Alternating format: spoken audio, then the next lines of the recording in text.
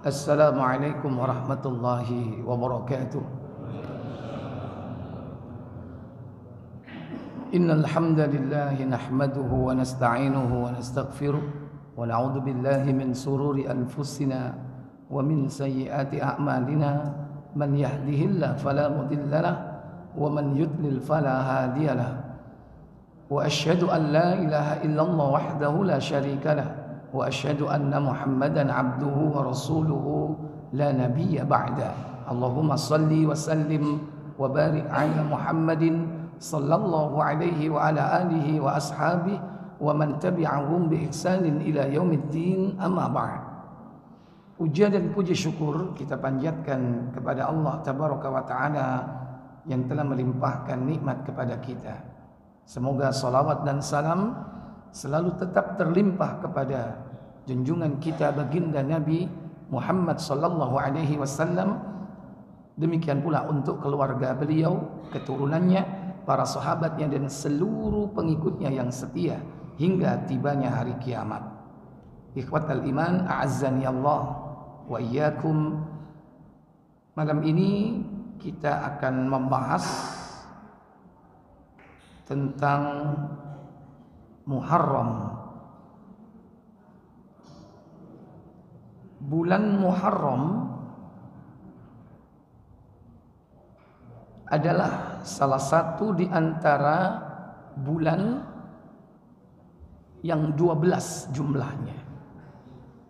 Dan Allah telah memberi nama seluruh bulan-bulan itu sebelum Allah menciptakan Adam dan keturunannya. Karena Allah menetapkan nama-nama bulan, perhitungan waktu setahun 12 bulan, yaitu ketika Allah menciptakan langit dan bumi. Sebagaimana dalam surah At-Taubah surat 9 pada ayat 36. Allah berfirman, Inna iddatash syuhuri 'indallahi 12 syahran fi kitabillahi yawma khalaqas samawati wal arda minha arba'atun dzalikad dinul qayyim. Apa kata Allah Jalla wa Ala? Sesungguhnya bilangan bulan pada sisi Allah adalah 12 bulan dalam ketetapan Allah di waktu Dia menciptakan langit dan bumi. Di antaranya 4 bulan haram, di antaranya 4 bulan suci. Itulah apa kata Allah? Itulah ketetapan agama yang lurus. Maka janganlah kamu menganiaya diri kamu dalam bulan yang 4 itu. Ya. Dzalika dinul qayyim. Itulah ketetapan agama Allah yang lurus. Fala tadzlimu fihinna anfusakum. Maka janganlah kalian mendolimi dirimu di 4 bulan itu.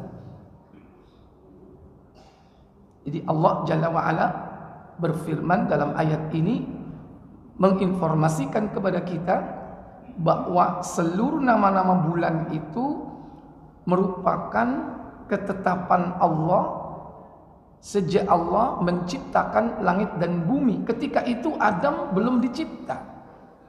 Karena Adam makhluk terakhir dicipta oleh Allah. Allah menciptakan Adam selepas asar sampai malam di hari Jumat. Allah ciptakan bumi pada hari Sabtu. Kemudian Allah menyebarkan yakni segala macam bentuk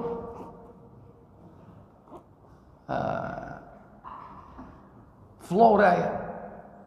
Di hari Ahad, coba dibuka Muslim 2338. Hari Ahad itu Allah menancapkan gunung. Baru kemudian hari Isnin Allah menciptakan yakni tanam-tanaman, kemudian cahaya, kemudian bahan mineral. 23 berapa? Baru kemudian menciptakan hewan. 23 berapa? Baru terakhir hari Jumat Adam. 2338 insyaallah. Bukan.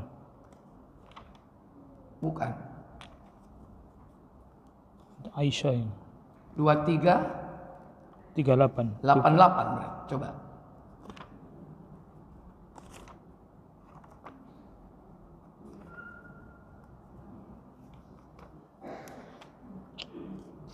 Kejadian Adam.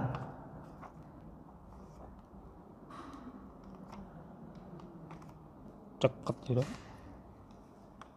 Iya. Ya, silakan. Ayo.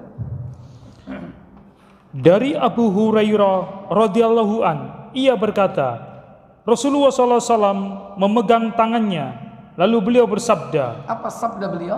Allah Azza wa Jalla menjadikan tanah pada hari Sabtu. Khalaqallahu at-turab yaumas sabti. Pada hari Sabtu Allah menjadikan Tanah. yakni tanah atau bumi. Yang dimaksud tanah di sini adalah bumi.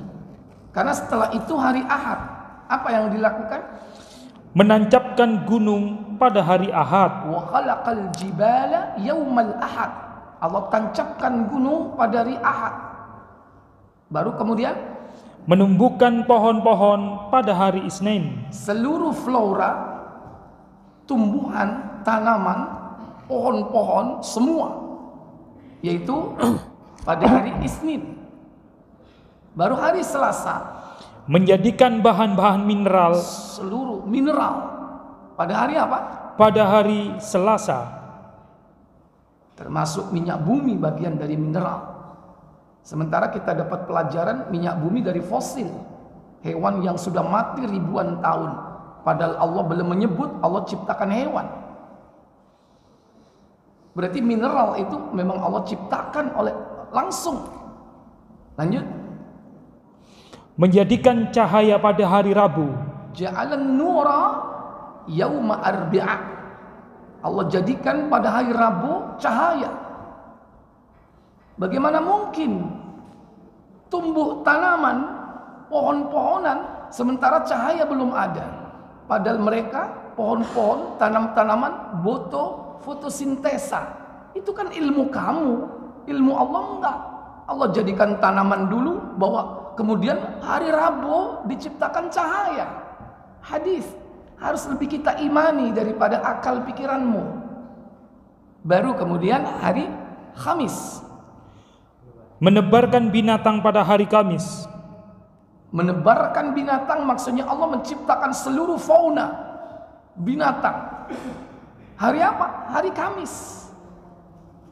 Seluruh binatang, seluruh jenis hewan, spesies, apapun yang termasuk kategori hayawan yaumal khamis, yaitu diciptakan oleh Allah pada hari Kamis.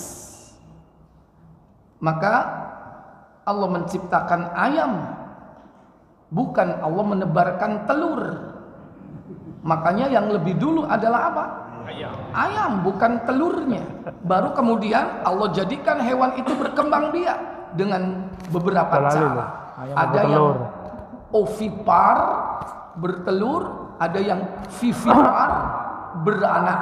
Ada yang keduanya, ovovivipar, kadal contohnya. Tapi Allah tebarkan binatangnya lebih dulu. Nah, baru terakhir yaumal jumu'ah. Dan menjadikan Adam alaihissalam sesudah asar pada hari Jumat, setelah selesai tercipta seluruh makhluk, dan pada saat terakhir di hari Jumat antara asar dan malam. Selesai seluruh makhluk dicipta, baru Allah menciptakan Adam. Berarti makhluk terakhir. Jauh sebelum itu langit sudah ada, bumi sudah ada, waktu berjalan. Maka setahun 12 bulan, Muharram, Safar, Rabiul Awal, Rabiul Tsani, Jumadil Ula, Jumadil Tsani, terus sampai Dzulhijjah. Sebelum Adam ada, Muharram sudah ada. Muharram itu bukan ketika Rasul hijrah ke Madinah, enggak. Adam belum ada, Muharram sudah ada, Safar sudah ada, Ramadan sudah ada, Rajab sudah ada, Dzulhijjah sudah ada.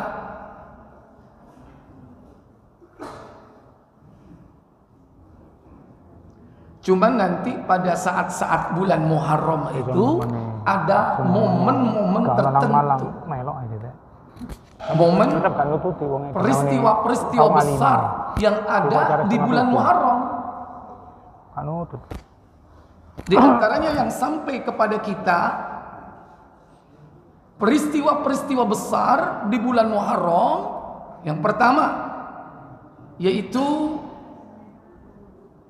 Allah menyelamatkan Nabi Musa dan Bani Israel, kaum muslimin, dari Fir'aun dan bala tentaranya. Di hari apa? Ya, hari kemenangan pada saat itu. Yaumun Najah, hari kemenangan Musa atas Bani Israel. Apa kata Nabi SAW ketika beliau bertanya kepada sahabat yang ketika itu melihat orang-orang Yahudi merayakan hari itu? Baca Muslim KBC 1098.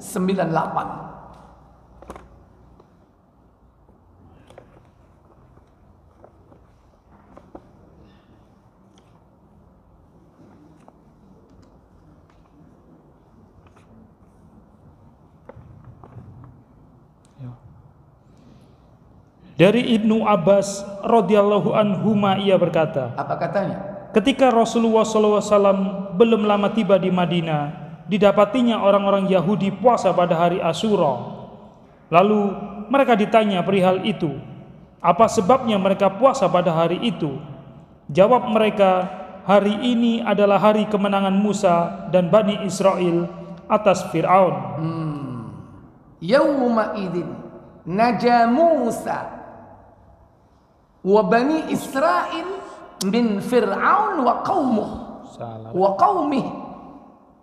Inilah hari di mana Allah memberikan kemenangan Nabi Musa atas Fir'aun. Kemenangan Nabi Musa dan Bani Israel dari Fir'aun dan bala tentaranya. Ini peristiwa besar ini, Pak, yang mereka rayakan. Peristiwa Eksodus. Nabi Musa membawa Bani Israel menyeberang Laut Merah.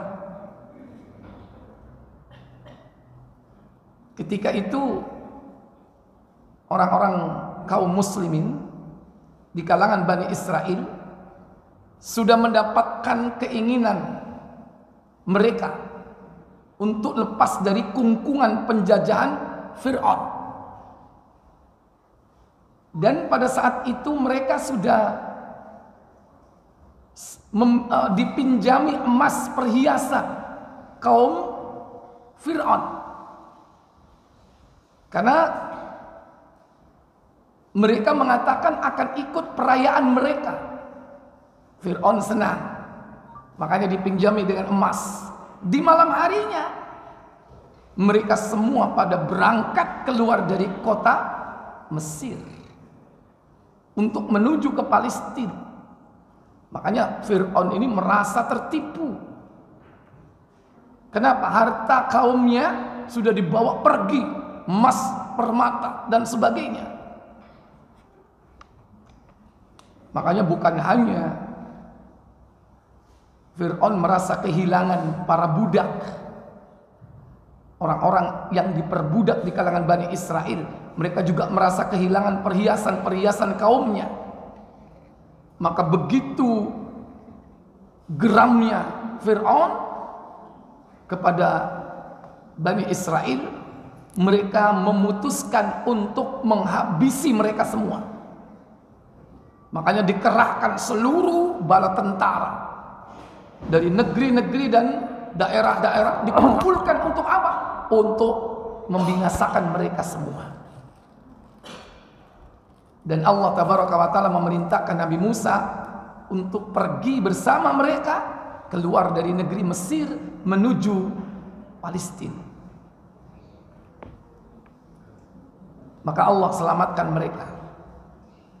Kata Allah dalam surah Al-Baqarah, di dalam surat kedua ayat 49 atau 50, mulai dari 49, wa idh najjaynakum min ali fir'auna yasumunakum su'al 'adzab yudhabbihuna abna'akum wa yastahyuna nisa'akum wa fi dhalikum bala'um min rabbikum 'azim. 4 berapa itu? 9. Apa kata Allah? Dan ingatlah ketika kami selamatkan kamu dari Fir'aun dan pengikut-pengikutnya, mereka menimpakan kepadamu siksaan yang seberat-beratnya. Mereka menyembelih anak-anakmu yang laki-laki dan membiarkan hidup anak-anakmu yang perempuan. Dan pada yang demikian itu terdapat cobaan-cobaan yang besar dari Rabb-Mu. Pada ayat berikutnya, wa idh faraqna bikumul bahra fa anjaynakum wa aghraqna ala fir'auna wa antum tanzurun. Dan ingatlah ketika kami belah laut untukmu, lalu kami selamatkan kamu dan kami tenggelamkan Fir'aun dan pengikut-pengikutnya, sedang kamu sendiri menyaksikan. Wa idh faraqna bikumul bahra, dan ingatlah nikmat Allah ketika kami belah lautan. Saat itu dalam kondisi kepepet, depan laut, belakang bala tentara. Fir'aun dan bala tentaranya sudah melihat mereka. Musa dan Bani Israel pun melihat, berarti tidak jauh. Nabiullah Musa menyerahkan dirinya kepada Allah, dan beliau yakin bahwa Allah pasti akan menyelamatkan. Tapi Bani Israel ada yang bingung, gimana lu Musa? Lihat tuh, dia udah dekat, kita pasti mati ini. Nabi Musa tenang, karena ini perintah Allah, pasti Allah akan memberikan jalan keluar. Makanya kemudian Allah berfirman kepada Musa, faqulna idrib bi'asakal bahr. Dan ingatlah ketika kami berfirman, idrib bi'asakal bahr, pukulkan tongkatmu ke laut itu. Ini perintah Allah langsung pada saat itu. Nabi Musa ya taat saja terhadap perintah. Suruh pergi, suruh bawa kaumnya, bawa. Nggak banyak tanya. Orang mukmin itu kalau diperintah sami'na wa ata'na. Sementara Nabi Musa menghadapi kaumnya yang suka selalu bertanya. Berat itu ujian Nabi Musa ketika itu. Bagaimana banyak orang ketika itu mencerca Nabi Musa, seakan-akan Nabi Musa ini membawa mereka kepada kematian. Di depan laut kematian, di belakang bala tentara yang kejam. Maka Allah memberikan solusi. Maka terbelahlah jalan itu. Allah Tabaraka wa Ta'ala kirimkan angin yang meniup jalan itu sehingga apa? Terbuka, dan jalan itu kering, Pak. Cuman ada orang jahil menganggap bahwa peristiwa terbelah Laut Merah itu katanya tsunami, tekon di tsunami itu. Angger cepat. Kalau tsunami itu lautnya basah apa kering? Basah. Ini kering. Allah perintahkan angin yang panas meniup laut itu sehingga jalan kering, Pak. Yang kedua, air itu naik. Terpiak, terpiak gitu. Pisah tadi. Terbelah, terpisah di kanan dan di kiri, bagaikan gunung yang menjulang. Yang ketiga, dijerangkan dalam tafsir apa? Jalan yang membelah laut ini jumlahnya ada 12. Sesuai dengan jumlah suku mereka. Karena mereka terdiri dari berapa? 12 suku. Ada 12 jalan, Pak. Masing-masing suku melewati jalan itu. Dan jalannya kering. Lewi, Yehuda. Dan Allah menjadikan air itu bagai jendela transparan yang mereka bisa melihat. Kenapa? Karena takut saudaranya dari suku yang lain ketinggalan. Makanya Allah buat lubang supaya mereka bisa lihat. Lah iku dulure dhewe melok ayo iku. Dibuat celah sehingga apa? Mereka bisa melihat saudara-saudaranya. Nggak ada Pak mukjizat sedahsyat ini. Dan ini bukan kehebatan tongkat Nabi Musa. Tongkat Nabi Musa itu wasilah. Yang hebat itu siapa? Allah. Lah saiki enggak malah golek tongkat. Topo nang guwa, cek nemu teken. Ya. Nek gak nemu teken nemu apa? Keris, kolo, dintuk kok nek kala jengking. Padahal tongkat Nabi Musa itu tongkat biasa. Tongkat yang biasa dia pakai untuk apa? Untuk menghalau kambing. Nabi Musa setelah menikah dengan putra Nabi Syuaib dibekali beberapa kambing. Makanya Nabi Musa berbekal dengan tongkat. Untuk apa? Menghalau. Gusak wedhus. Dan biasa para nabi itu memakai tongkat. Dan itulah kebiasaan para nabi jika sudah berusia 40 tahun.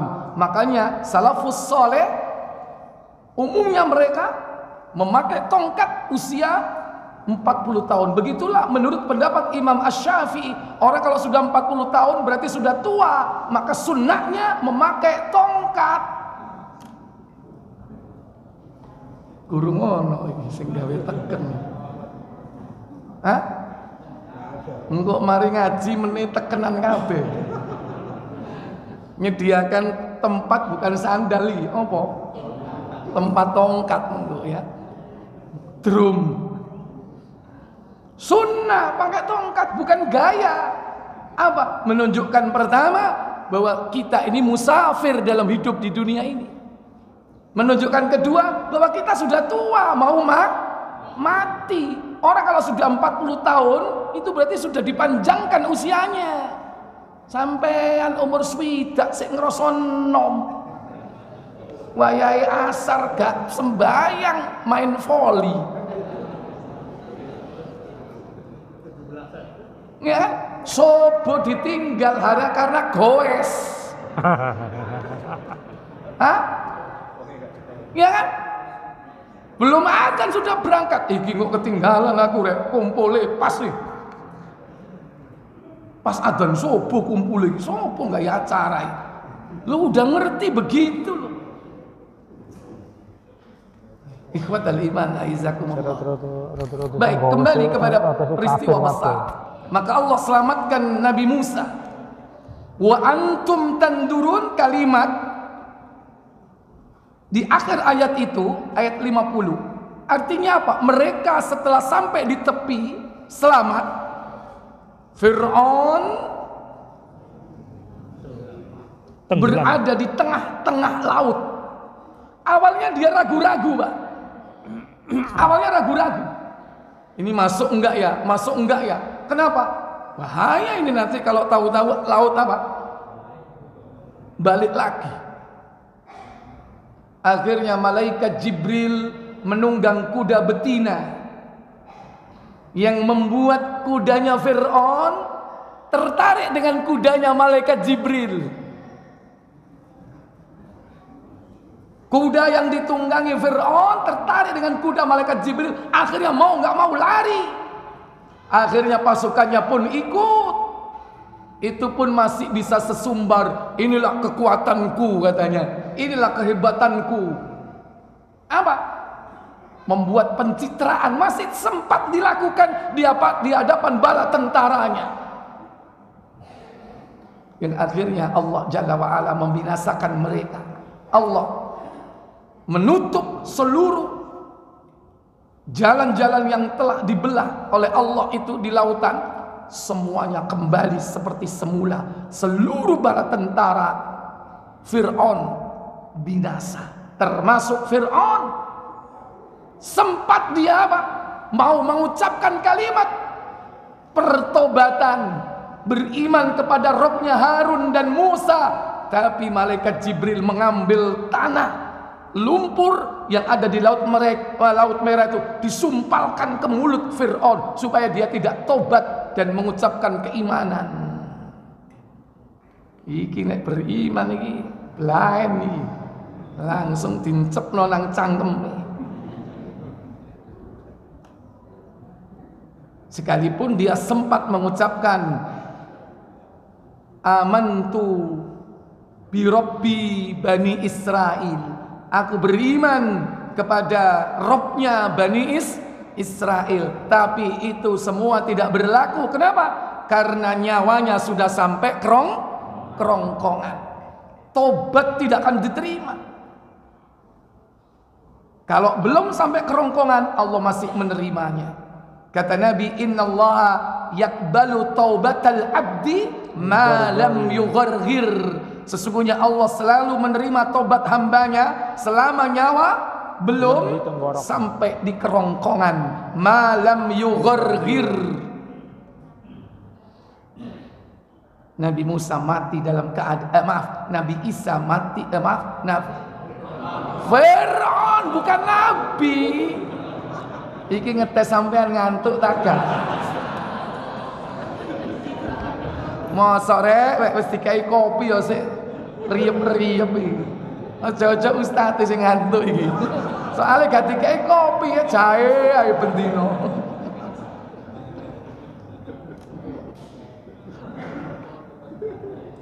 Lon mari lek dobel teman. Ya. Ini peristiwa besar. Kembali kepada hadis Muslim. Bani Israel mengklaim bahwa ini kemenangan Fir'aun, kemenangan Musa dan kaum muslimin Bani Israel. Makanya mereka berpuasa merayakan peristiwa itu. Baik, kembali ke Muslim. Ya. Karena itu kami puasa pada hari ini untuk menghormati Musa. Iya. Fanasumu yauma'id. Maka kami berpuasa pada hari ini syukrallah, untuk menunjukkan rasa syukur terhadap peristiwa itu. Syukur kepada Allah untuk peristiwa itu. Tapi dibantah oleh Nabi SAW. Apa kata beliau? Maka bersabda Nabi SAW, kami lebih pantas memuliakan Musa daripada kamu. Iya, nahnu aula wa ahaqqu bi Musa minkum. Kami lebih utama, lebih pantas, lebih layak menghormati Musa daripada kalian orang-orang Yahudi. Kenapa? Orang-orang Yahudi ini suka menyakiti nabi-nabi mereka, termasuk Nabi Musa disakiti. Sudah dilepaskan dari kungkungan Fir'aun, dari azab yang keras, kekejaman Fir'aun dan bala tentara. Begitu sampai di tepian, mereka melewati sebuah tempat, melihat ada orang-orang yang menyembah berhala. Dia pengen punya berhala seperti mereka. Akhirnya dimarahi oleh Musa. Tapi ketika mereka punya kesempatan, saat Nabi Musa pergi ke Gunung Tursina, mereka wujudkan keinginan mereka memiliki ilah selain Allah. Apa? Mereka membuat patung anak sapi yang kemudian disembah. Ini gara-gara provokasi dari Samiri ini. Akhirnya mereka menyembah patung anak sapi. Ini yang menyakiti hati Nabi Musa. Oleh karena itu pada ayat berikutnya kata Allah, wa idh wa'adna Musa 40 lailatan thumma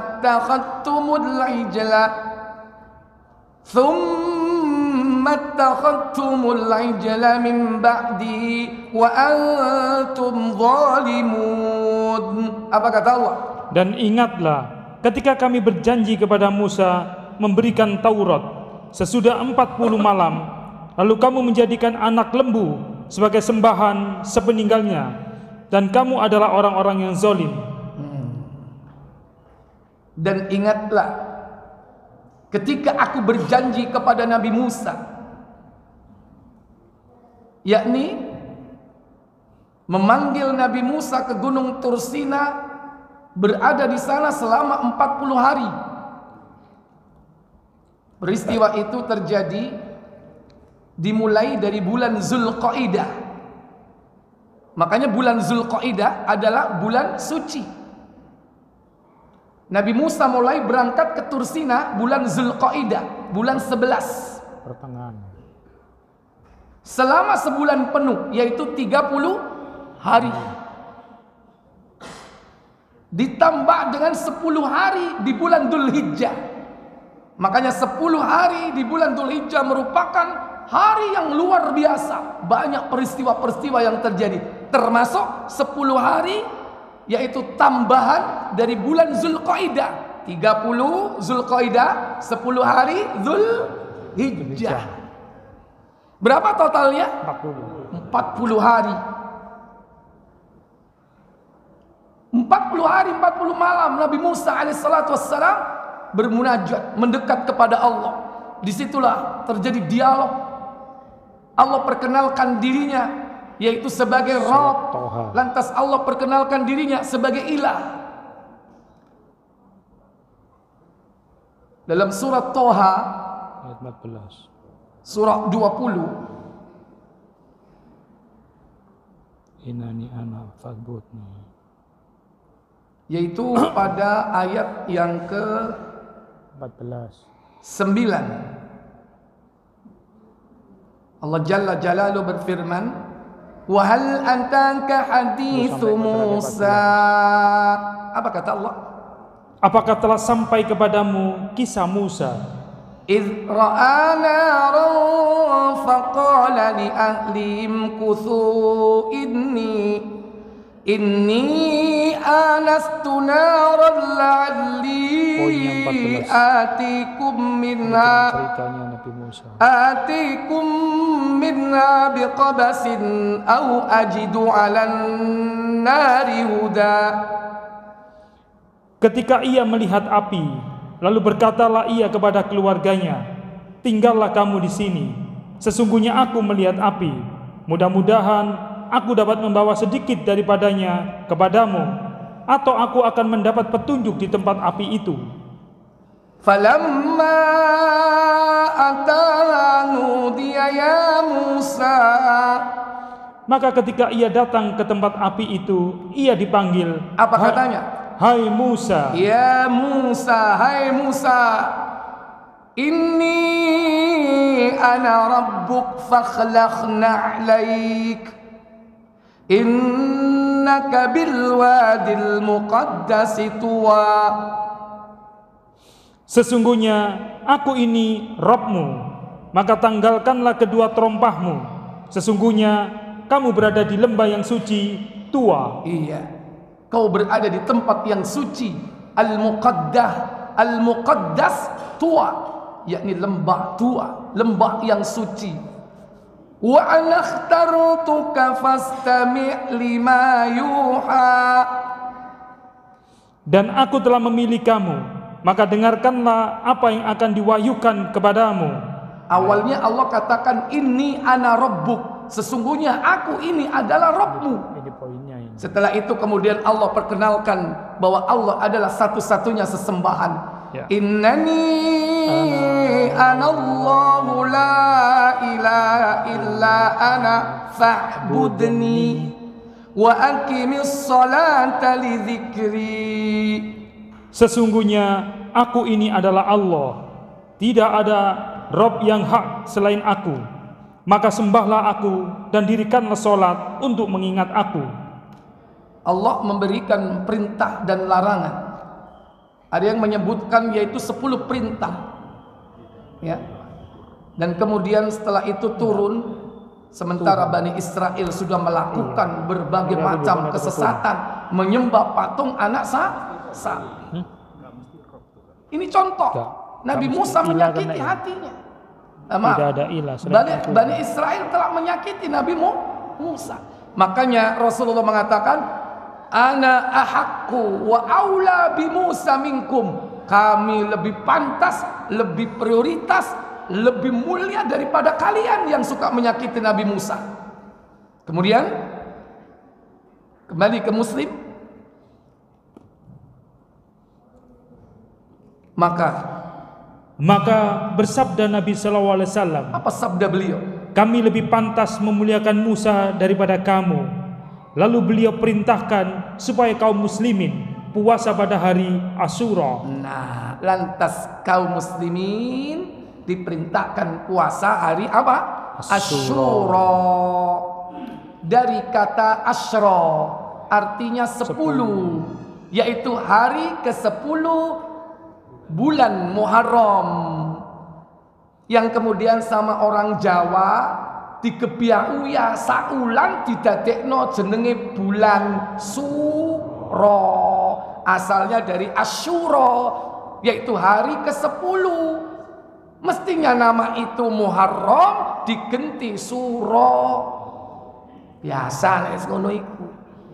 Engko Rabiul Awal digenti Mulut, ya macam-macam, ono mulut engko ono selo.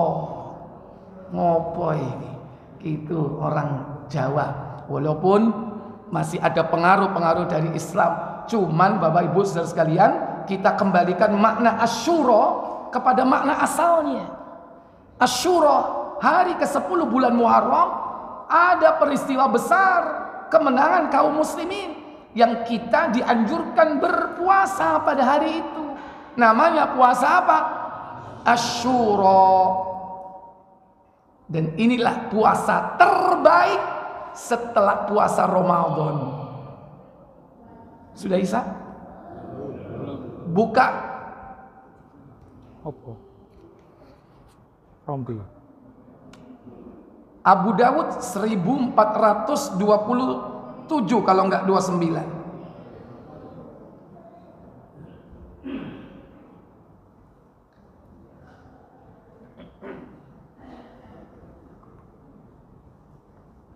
Baik, ganti nomornya 2429. 1427 atau 9 itu di Ibnu Majah ya. Kita yang Abu Dawud aja kita buka. Hadis ini juga ada di dalam Sahih Muslim, cuman kita bukakan yang dari Sunan ya. Abu Dawud. Dari Abu Hurairah.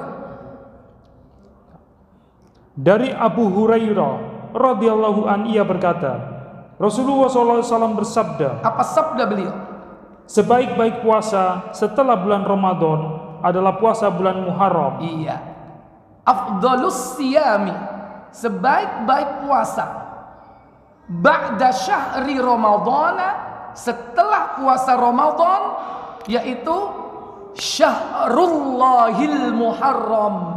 Syahrullah, yaitu bulan Allah yang bernama Muharram.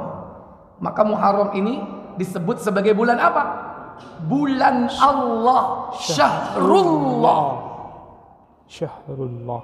Kalau bulannya umat Islam, orang-orang beriman, syahrul Ramadan. Tapi bulan Allah adalah bulan Muharram. Syahrullahil Muharram. Inilah puasa yang terbaik. Kemudian, dan sebaik-baik solat setelah solat fardu adalah solat malam. wa afdalus salati ba'da salatil mafruḍah salatul laili. Sebaik-baik solat setelah yang wajib 5 waktu yaitu solat malam. Qiyamul lail, salatul lail atau tahajud. Jadi berpuasalah Pak. Yani pada tanggal berapa nanti? 10 Muharram. Cuman Bapak Ibu, saudara-saudari sekalian, kita ini dianjurkan menyelisihi mereka, orang-orang Yahudi. Masalahnya orang-orang Yahudi itu mereka juga berpuasa, atau paling tidak mereka merayakan hari itu sebagai hari raya kemenangan. Kita juga demikian. Kita bersyukur kepada Allah dengan cara apa? Taqarrub ilallah, mendekatkan diri kepada Allah dengan berpuasa. Cuman jangan sampai sama seperti mereka. Caranya bagaimana? Kita tetap puasa pada hari ke-10 untuk menyelisih mereka, tambahlah sehari di hari sebelumnya, yaitu tanggal 9. Dan itulah yang sudah ditetapkan oleh Nabi, sekalipun Nabi tidak sempat melakukannya. Baca Muslim 1103.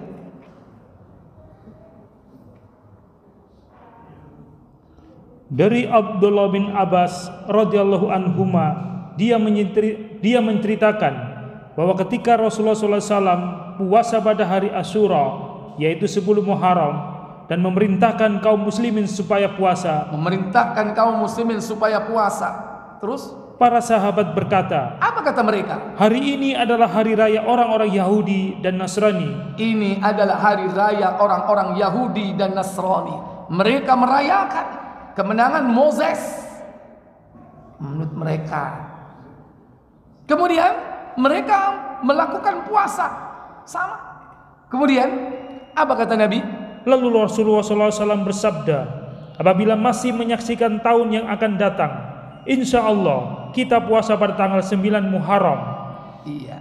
Nabi kemudian menetapkan, jika kita berjumpa tahun depan, sumna yaumat tasi, kita akan berpuasa tanggal yang ke-9. Tapi apa yang terjadi? Kata Abdullah selanjutnya, ternyata tahun depan itu beliau sudah wafat. Iya. Ucapan Nabi ini sebagai takrir ketetapan. Idza ammul muqbil, jika tahun depan kita berjumpa dengan Muharram lagi, sumna yaumat tasi, kita akan berpuasa hari ke-9, tapi Rasul sudah wafat. Ucapan ini diucapkan pada bulan Muharram, yaitu tanggal 10 Muharram tahun 11 Hijriah. Karena beliau haji tahun ke-10 Hijriah, masuk 11 Hijriah, bulan Muharram beliau puasa Muharram, dan kemudian menetapkan tahun depan, yaitu tahun ke-12, untuk berpuasa hari ke-9 ditambah yang ke-10 tentunya. Jadi ada 2 hari. Tapi Allah menakdirkan lain. Bulan Muharram beliau ucapkan. Setelah itu bulan Safar, baru bulan Rabiul Awal beliau wafat, berpulang ke haribaan Allah. Beliau lahir di bulan Rabiul Awal, meninggal pun di bulan Rabiul Awal. Sehingga beliau tidak berjumpa dengan tahun ke-12. Tapi ini sudah menjadi ketetapan Rasul sallallahu alaihi wasallam. Oleh karena itu nanti tanggal 10 Muharram kita berpuasa ditambah dengan hari yang ke-9. Semoga Allah memudahkan kita, memberikan usia kita panjang sampai melaksanakan ibadah, yakni puasa Asyura, puasa yang terbaik setelah puasa Ramadan. Apa manfaatnya puasa ini? Puasa Asyura bisa menghapus dosa. Dosa yang bagaimana? Buka Muslim 1131 dari Abu Qatadah.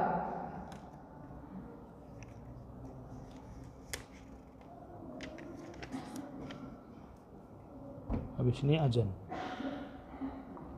Dari Abu Qatadah Al-Ansari radhiyallahu an, ia berkata, Rasulullah sallallahu alaihi wasallam ditanya orang tentang puasa hari Arafah. Arafah dulu hadisnya ya. Terus apa jawab Nabi? Jawab beliau, semoga dapat menghapus dosa tahun yang lalu dan yang akan datang. Ini untuk Arafah. Terus kemudian beliau ditanya pula tentang puasa hari Asyura. Jawab beliau, semoga dapat menghapus dosa tahun yang lalu. Ahtasibu ayyukaffira sanatal madiyah. Semoga puasa hari Asyura dapat menghapus dosa tahun lalu. Berarti berapa tahun? Cuman 1 tahun yang lalu. Lumayan ya? Cuman yang harus diingat, yang dihapus dosa besar apa kecil? Dosa kecil ya. Tapi sungguh pun demikian, ini salah satu fasilitas yang Allah berikan kepada kita untuk membersihkan jiwa kita. Baik, Bapak Ibu Saudara sekalian, ini pengantar dari saya. Adzan, setelah itu baru masuk ke pertanyaan. Silakan.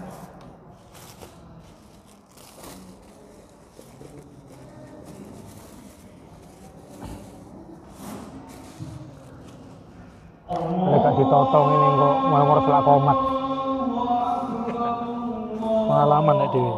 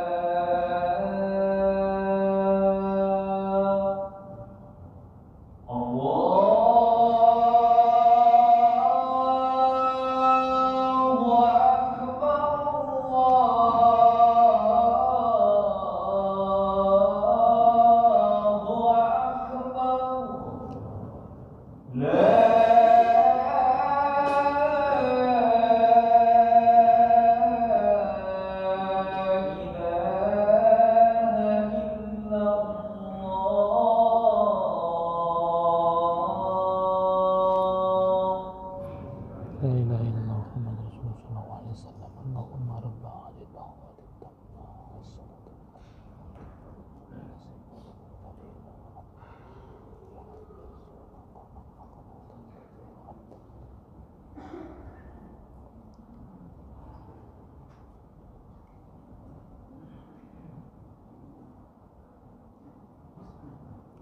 Baik Bapak Ibu, saudara-saudari yang dirahmati Allah Jalla wa'ala,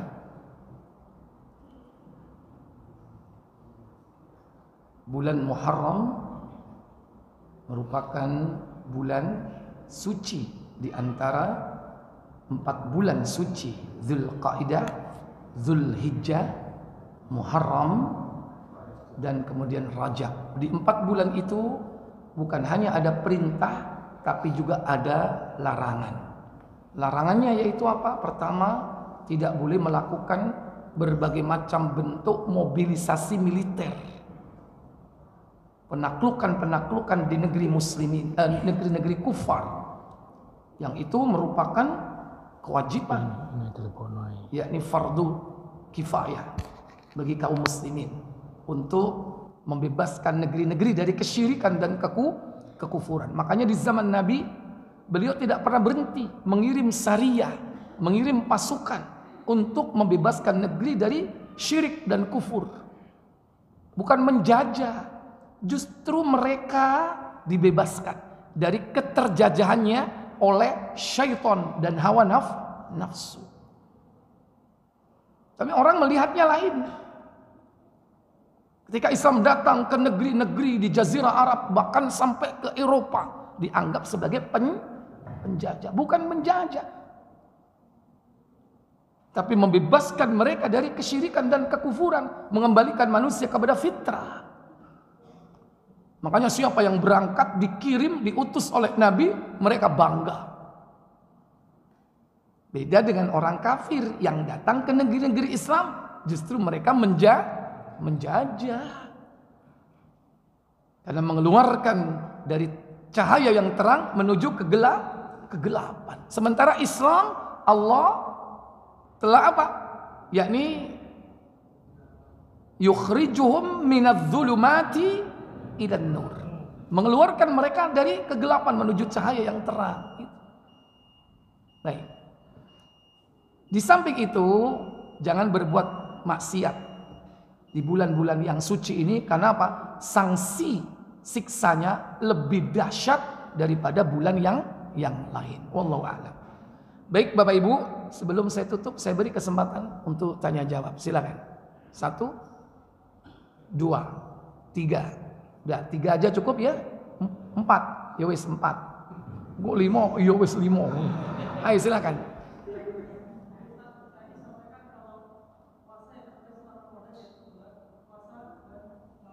Asyura.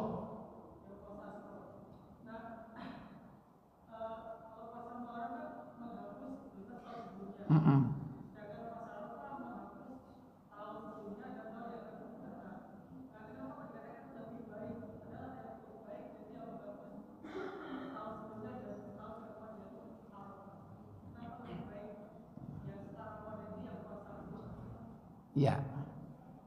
Baik, mungkin seseorang itu melihat lebih baik mungkin secara logika.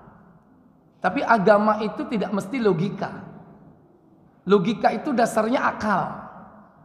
Sementara yang lebih tinggi dari akal adalah wahyu. Dan ucapan Rasulullah adalah wahyu. Sekalipun akal mengatakan ya lebih baik Arafah dong, kan diampuni 2 tahun. Ya. Kenapa kok Asyura justru yang lebih baik, padahal cuma setahun. Disinilah kita sebagai seorang umat, sebagai pengikut Nabi, apa? Diuji oleh Allah. Mana yang lebih kau imani, antara wahyu atau akal?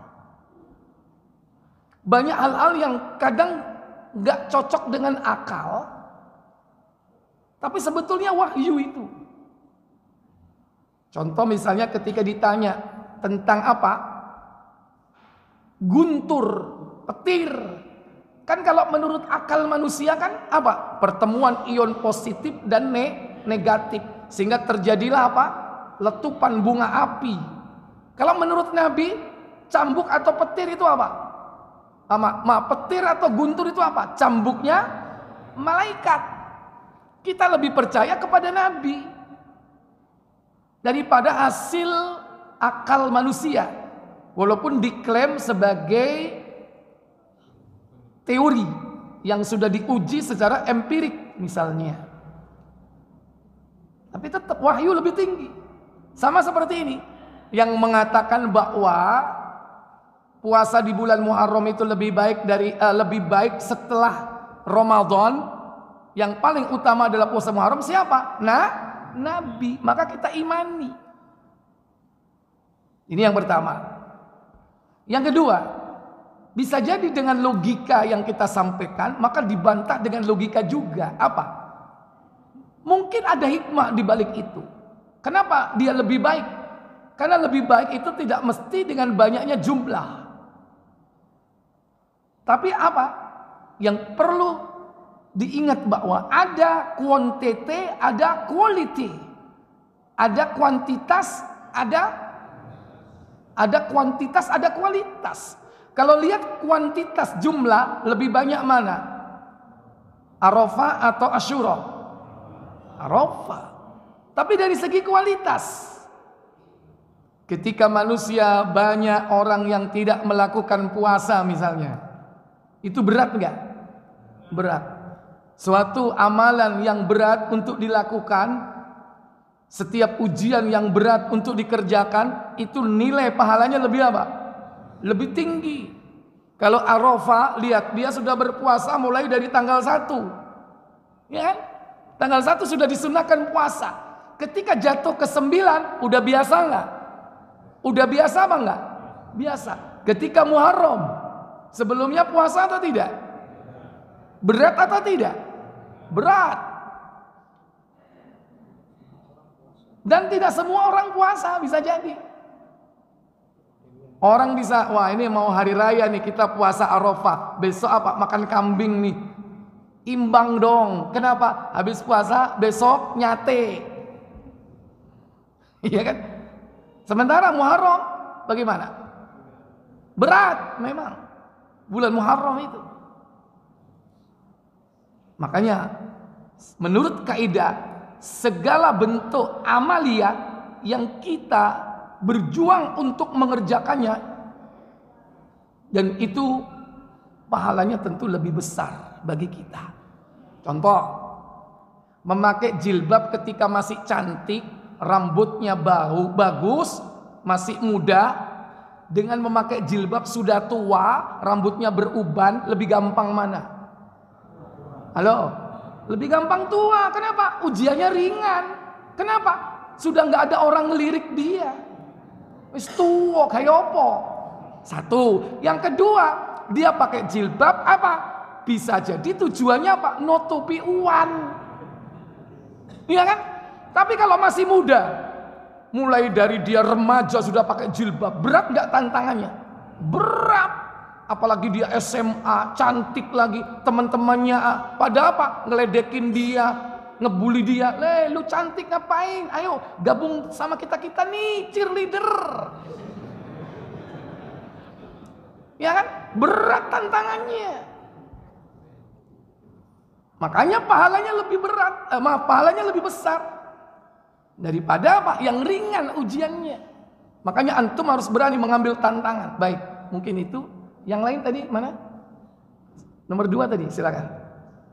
Sama. Masya Allah. Iya. Winara sak durunge weruh. Ya. Sama juga. Baik, ayo terakhir. Ya, silakan Pak.